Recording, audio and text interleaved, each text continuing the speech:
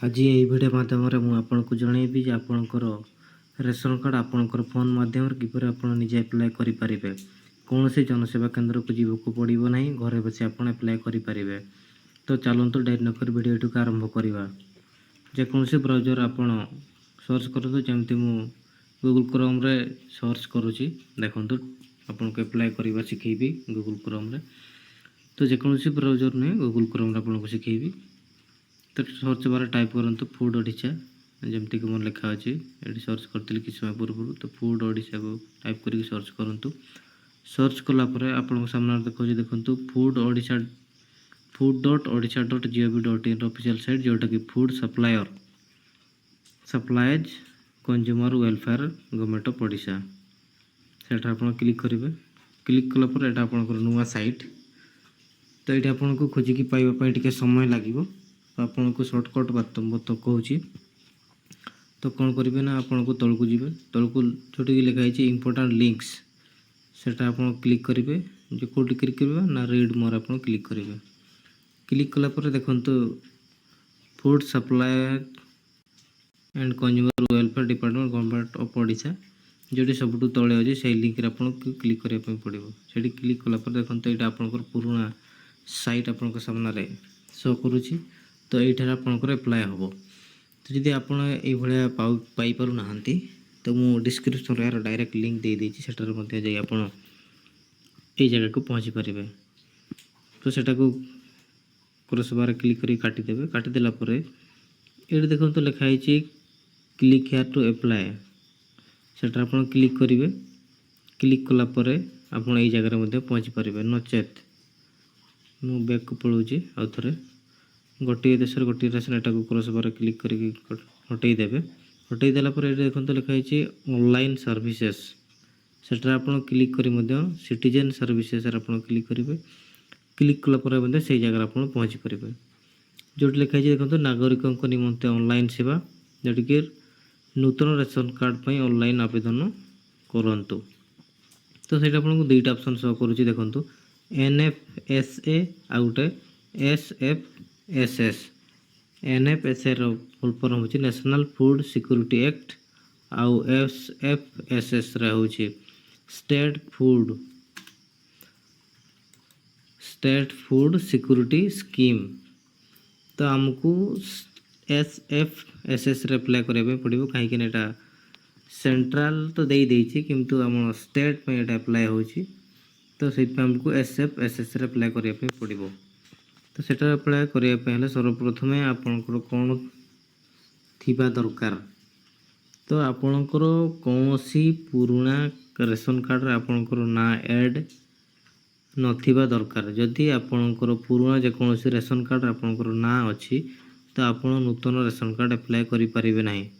प्रथमे से जो आपणकर ना पुराना रेशन कार्ड अच्छी से ना को आप प्रथम काटिबा पड़ो।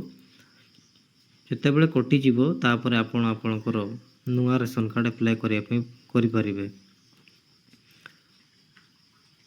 तो प्रथमे आप निजे जदि काटापी चाहती तो ये जो डिलीट मेंबर लिखा अच्छे से क्लिक करें आपंकर ना को हटई पारे। तो सर्वप्रथम कौन करने पड़ो आपणकर रेशन कार्ड रे मोबाइल नंबर लिंक थी दरकार।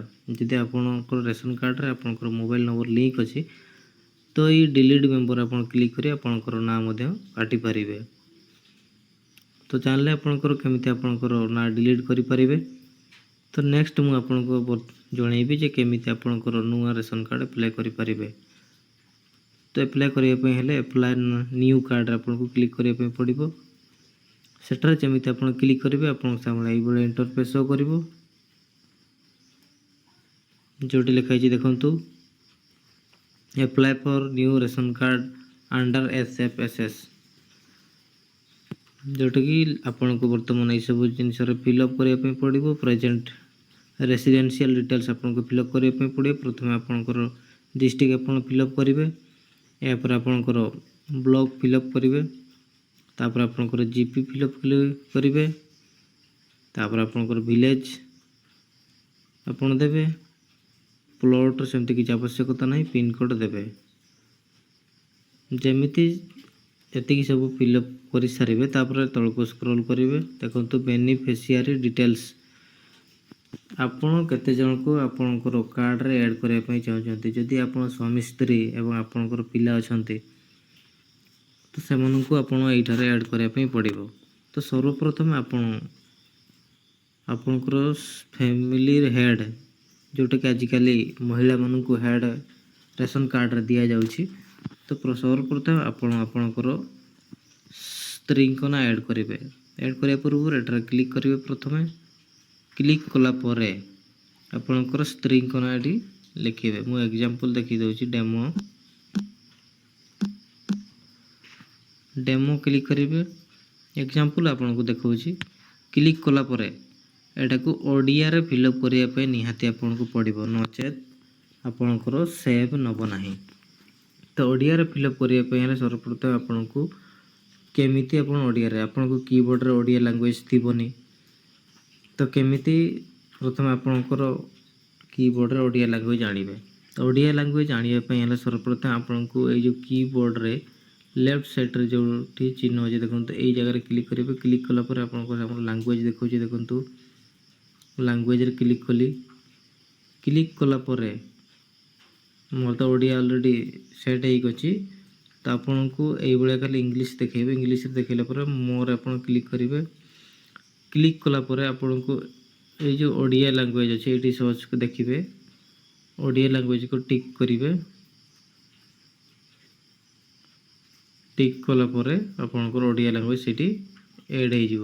ଏଇଟାକୁ ପ୍ରଥମେ ଆପଣ ଦେଖନ୍ତୁ ମଲ୍ଟିପୁଲ୍ ଲାଙ୍ଗୁଏଜ୍ ଇନପୁଟ୍, ଏଇଟା ମଧ୍ୟ ଅନ୍ କରିବା ଦରକାର। ତ ମୁଁ ଟିକ୍ କଲି, ବର୍ତ୍ତମାନ ମୋର ଏଡ଼୍ ହେଇଯାଇଥିବ। ଦେଖନ୍ତୁ ଆଉଥରେ କରିକି ଦେଖାଉଛି। ଦେଖନ୍ତୁ ମୋର ଓଡ଼ିଆ ଲାଙ୍ଗୁଏଜ୍ ଏଡ଼୍ ହେଇଯିବ। ସେଟାକୁ ଯଦି ଆପଣ କେମିତି ଇଂଲିଶ ଓଡ଼ିଆ ଏକାଥରେ କରିବେ, ଏଇ ଯେଉଁ ସ୍ପେସ୍ ବଟନ୍ ଯେଉଁଟାକି ସେଟା ଆପଣଙ୍କୁ କିଛି ସମୟ ହୋଲ୍ଡ କରି ରଖିବେ। ଦେଖନ୍ତୁ ଏଇଠି ଆପଣଙ୍କ ସାମ୍ନାରେ ଶୋ କରୁଛି ଓଡ଼ିଆ ଇଂଲିଶ। ଯଦି ଇଂଲିଶ କରିବା ପାଇଁ ଚାହିଁବେ ଇଂଲିଶ କରିବେ, ଯଦି ଆପଣ ଓଡ଼ିଆ କରିବା ପାଇଁ ଚାହୁଁଛନ୍ତି ସେଟାକୁ କ୍ଲିକ୍ କରିକି ଆପଣ ଓଡ଼ିଆ ଲାଙ୍ଗୁଏଜ୍ କରିବେ। ତ ଏଇଠି ମୁଁ ଆପଣଙ୍କୁ ଦେଖାଉଛି ଡେମୋ ଦେଖିକି ଦେଖାଉଛି, ଡେମୋ এইভাবে ଆପଣ ଏଠି ଓଡ଼ିଆରେ ଟାଇପ୍ କରିବେ। ଟାଇପ୍ କଲା ପରେ ଆପଣ ଜେଣ୍ଡର ସିଲେକ୍ଟ କରିବେ, ମେଲ୍ କି ଫିମେଲ୍। ତାଙ୍କ ଡେଟ୍ ଅଫ୍ ବାର୍ଥ, ଆଧାର କାର୍ଡ଼ରେ ଯେଉଁ ଭଳିଆ ଡେଟ୍ ଅଫ୍ ବାର୍ଥ ଅଛି ସେଇଭଳିଆ ଆପଣଙ୍କୁ ଏଠାରେ ଫିଲ୍ଅପ୍ କରିବା ପାଇଁ ପଡ଼ିବ।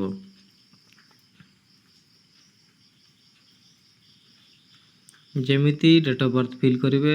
ତାପରେ relation with oldest lady of the family. ତ ରିଲେସନ୍ କ'ଣ ଏଇଟା ଆପଣଙ୍କୁ ଦେଖେଇବ। ତ ଆପଣ ପ୍ରଥମେ ଆପଣଙ୍କର ସ୍ତ୍ରୀଙ୍କ ନାଁ ଦେଉଛନ୍ତି ଯଦି କିମ୍ବା ମାଆଙ୍କ ନାଁ ଦେଉଛନ୍ତି ତ ଆପଣ ତାଙ୍କୁ ହେଡ଼୍ରେ ରଖିବେ।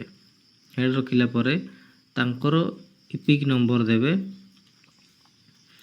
ଇପିକ୍ ନମ୍ବର ଦେବେ, ନଚେତ୍ ଆଧାର କାର୍ଡ଼ ନମ୍ବର ଦେଲେ ଆପଣଙ୍କୁ ବହୁତ ବଢ଼ିଆ, ଆପଣଙ୍କ ପାଇଁ ସହଜ ହେବ। ତାପରେ ଆପଣଙ୍କ ଆଧାର ନମ୍ବର ଏଠାରେ ଟାଇପ୍ କରିବେ। ଇଂରାଜୀ କରିବେ, ଆଉଥରେ ମୋର ଓଡ଼ିଆ ହେଇକି ଅଛି, ଇଂରାଜୀ କରିବି। ଇଂରାଜୀରେ ଆପଣ ଏଠାରେ ଟାଇପ୍ କରିବେ। ଟାଇପ୍ କଲା ପରେ ଆହୁରି ସ୍କ୍ରୋଲ୍ କରିବେ। ଏଠି ଦେଖନ୍ତୁ ଫାଦର ନେମ୍ ଲେଖା ହେଇଛି। ଆପଣଙ୍କର ଯାହାଙ୍କୁ ହେଡ଼୍ କଲେ ତାଙ୍କ ବାପାଙ୍କ ନାଁ ଏଠାରେ ଟାଇପ୍ କରିବେ।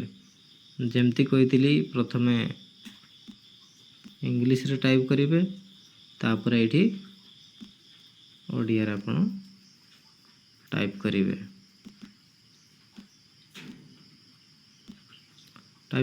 ତାପରେ ସ୍ପାଉସ୍ଙ୍କ ନାଁ ଯେଉଁଟାକି ଜୀବନସାଥୀ। ସ୍ପାଉସ୍ ମାନେ ହେଉଛି ଜୀବନସାଥୀ। ଯଦି ଆପଣଙ୍କର ମାଆଙ୍କ ନାଁ ଦେଲେ ସେଠାରେ ତାଙ୍କର ଜୀବନସାଥୀ ହେଉଛି ଆପଣଙ୍କର ବାପା। ଯଦି ଆପଣଙ୍କର ସ୍ତ୍ରୀଙ୍କ ନାଁ ଦେଇଛନ୍ତି ତ ଆପଣଙ୍କର ସ୍ତ୍ରୀଙ୍କର ଜୀବନସାଥୀ ହେଉଛି ଆପଣ, ତାଙ୍କ ସ୍ୱାମୀ। ତ ତାଙ୍କ ନାଁ ଏଠି ଲେଖିବେ। ତାପରେ ସେଟାକୁ ମଧ୍ୟ ଆପଣ ଓଡ଼ିଆରେ ଲେଖିବେ। ସେଇଭଳିଆ ସମସ୍ତ ଯେତିକି ଆପଣ ଫ୍ୟାମିଲି ମେମ୍ବର ଆଡ଼୍ କରିବେ ତ ସମସ୍ତଙ୍କର ସେଇଭଳିଆ ଲେଖିବେ। ତାପରେ ସେକେଣ୍ଡରେ ଆପଣ ଦେବେ କାହାର, ଆପଣ ଯଦି ଆପଣ ସ୍ତ୍ରୀଙ୍କ ଦେଇଛନ୍ତି ତ ଆପଣଙ୍କର ଦେବେ, ଆପଣଙ୍କର ନାଁ ଲେଖିବେ ଏଠାରେ। ନେକ୍ସଟ ଆପଣଙ୍କର ଜେଣ୍ଡର ମେଲ୍ କି ଫିମେଲ୍, ମେଲ୍। ଆପଣ ଡେଟ୍ ଅଫ୍ ବାର୍ଥ ଦେବେ। ଡେଟ୍ ଅଫ୍ ବାର୍ଥ ଦେଲା ପରେ ରିଲେସନସିପ୍ ୱିଥ୍ ଏଲ୍ଡର ଲେଡି, ତ ତାଙ୍କ ସହିତ ରିଲେସନ୍ କ'ଣ, ଆପଣ ହଜବେଣ୍ଡ। ତ ଏଇଠି ହଜବେଣ୍ଡରେ ଆପଣ କ୍ଲିକ୍ କରିବେ। କ୍ଲିକ୍ କଲା ପରେ ଆପଣଙ୍କର ଏଇଠି ଆଧାର ନମ୍ବର ଦେବେ। ଆଧାର ନମ୍ବର ଦେଇ ସାରିଲା ପରେ ଆପଣଙ୍କର ବାପାଙ୍କ ନାଁ ଏଠାରେ ଦେବେ, ଇଂଲିଶରେ ଦେବେ, ତାପରେ ଓଡ଼ିଆରେ ଦେବେ। ତାପରେ ଏଇଠି ସ୍ପାଉସ୍ ନେମ୍ରେ ଆପଣ ଜୀବନସାଥୀ କିଏ, ଆପଣଙ୍କର ସ୍ତ୍ରୀ, ତ ଆପଣଙ୍କ ସ୍ତ୍ରୀଙ୍କ ନାଁ ଏଇଠି ଲେଖିବେ। ଯଦି ଆପଣଙ୍କ ବାପାଙ୍କ ନାଁ ଦେଇଛନ୍ତି ତ ଆପଣଙ୍କର ମାଆଙ୍କ ନାଁ ଏଠାରେ ଲେଖିବେ। ଏଇଭଳି ଆପଣ ଫିଲ୍ଅପ୍ କରିବେ। ଯଦି ଆପଣଙ୍କର ପିଲାଙ୍କ ନାଁ ଏହାର ପରେ ଦେଉଛନ୍ତି ତ ତାଙ୍କର ତ କୌଣସି ଜୀବନସାଥୀ ନାହିଁ, ତ ସେଠି ସ୍ପାଉସ୍ ନେମ୍ରେ କିଛି ଲେଖିବେ ନାହିଁ। ଏଇଭଳିଆ ସବୁ ଫିଲ୍ କଲା ପରେ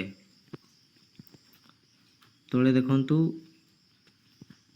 ଅଦର ଇନଫର୍ମେସନ୍, ତ ରାଇସ୍ PFPS ନେମ୍ରେ ଆପଣ ଆପଣଙ୍କର ଏରିଆରେ ବା ଆପଣଙ୍କର ପଞ୍ଚାୟତରେ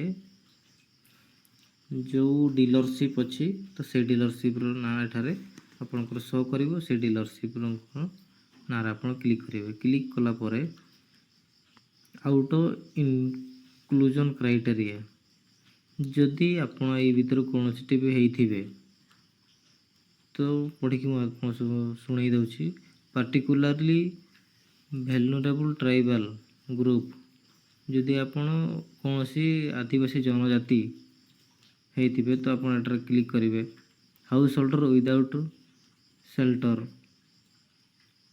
ଯଦି ହେଇଥିବେ ସେଠାରେ ଆପଣ କ୍ଲିକ୍ କରିବେ। ଏଇଟା ଆପଣ ପଢ଼ିକି ଆପଣ ଦେଖିବେ। ଆପଣ ଯଦି ସେଇ ଭିତରୁ ହେଇଥିବେ ତ ସେଟାକୁ ଯେକୌଣସି ଗୋଟେ କ୍ଲିକ୍ କରିବେ। ନେକ୍ସଟରେ ତାପରେ ଆପଣଙ୍କର ମୋବାଇଲ୍ ନମ୍ବର ଏଇଟା କମ୍ପଲସରି ନିହାତି ଦେଇତେ ପଡ଼ିବ। ଏଗୁଡ଼ିକ ଅପସନାଲ୍, ଆପଣ ଦେଲେ ବି ଆଉଟ୍ ଇନକ୍ଲୁଜନ୍ କ୍ରାଇଟେରିଆ ଆପଣ ଦେଲେ ବି ଚଳିବ, ନଚେତ୍ ନଦେଲେ ବି ଚଳିବ। ତାପରେ ଏଠାରେ ଆପଣଙ୍କର ମୋବାଇଲ୍ ନମ୍ବର ଆପଣ ଦେବେ। ମୋବାଇଲ୍ ନମ୍ବର ଦେଲା ପରେ ଆପଣଙ୍କର ହେଡ଼୍ ଯିଏ ଅଛନ୍ତି ତାଙ୍କର ଆକାଉଣ୍ଟ ନମ୍ବର ଆପଣ ଦେବେ। ତାପରେ ଏଠାରେ ଆପଣଙ୍କର ବ୍ୟାଙ୍କ ନାଁ ଦେଖେଇବ ଆପଣଙ୍କୁ, ବ୍ୟାଙ୍କ ନାଁ କ'ଣ, କେଉଁ ବ୍ୟାଙ୍କରେ ଆପଣଙ୍କର ଫ୍ୟାମିଲି ହେଡ଼୍ଙ୍କର ଆକାଉଣ୍ଟ ଅଛି ତ ତାର IFSC କୋଡ଼୍ ଏଠାରେ ଦେବେ। ଦେଲା ପରେ ତାଙ୍କର ଆକାଉଣ୍ଟ ନମ୍ବର ଏଠାରେ ଲେଖିବେ। ତାପରେ ଆକାଉଣ୍ଟ ହୋଲ୍ଡର ନେମ୍ ଏଠି କ୍ଲିକ୍ କଲେ ଆପଣଙ୍କର ଯେତିକି ଜଣଙ୍କର ସେଇଠି ଆଡ଼୍ କଲେ ଫ୍ୟାମିଲି ମେମ୍ବର ତ ସମସ୍ତଙ୍କର ଆକାଉଣ୍ଟ ଦେଖେଇବ। ତ ଆପଣଙ୍କର ସ୍ତ୍ରୀଙ୍କର ଦେବେ, ଯଦି ତାଙ୍କର ନାହିଁ ତ ଆପଣଙ୍କର ତାଙ୍କ ସ୍ୱାମୀଙ୍କର ବା ଆପଣଙ୍କର ସେଠାରେ ଆପଣ ଦେଇପାରିବେ। ଦେଇ ସାରିଲା ପରେ ଆଉ ଥରେ ଭଲସେ ଚେକ୍ କରିବେ। ପ୍ରଥମରୁ ଚେକ୍ କରିବେ ସବୁ ଠିକ୍ ଅଛି କି ନାହିଁ। ଠିକ୍ ହେଲା ପରେ ଚେକ୍ କରି ସାରିଲା ପରେ ଆପଣ ସେଭ୍ରେ କ୍ଲିକ୍ କରିବେ। ଯେମିତି ଆପଣ ସେଭ୍ରେ କ୍ଲିକ୍ କରିବେ ଏଇଭଳି ଆପଣଙ୍କୁ ଇଣ୍ଟରଫେସ୍ ଶୋ କରିବ, ଯେଉଁଠିକି beneficiary information is saved successful. ତାପରେ ଓକେରେ ଆପଣ କ୍ଲିକ୍ କରିବେ। ଓକେରେ କ୍ଲିକ୍ କଲା ପରେ ଆପଣଙ୍କୁ ଏଇଭଳି ଇଣ୍ଟରଫେସ୍ ଶୋ କରିବ। ତଳକୁ ସ୍କ୍ରୋଲ୍ ଡାଉନ୍ କରିବେ। ସ୍କ୍ରୋଲ୍ ଡାଉନ୍ କଲା ପରେ ଆପଣଙ୍କ ସାମ୍ନାରେ ଦେଖାଯାଉଛି ପ୍ରିଣ୍ଟ ଏକ୍ନୋଲେଜମେଣ୍ଟ, ସେଠାରେ ଆପଣ କ୍ଲିକ୍ କରିବେ। କ୍ଲିକ୍ କଲା ପରେ ଏକ୍ନୋଲେଜମେଣ୍ଟ ରିସିଭ୍ ଆପଣଙ୍କ ସାମ୍ନାରେ ଶୋ କରୁଛି, ଏଇଟାକୁ ସେଭ୍ କରିକି ଆପଣ ରଖିବେ।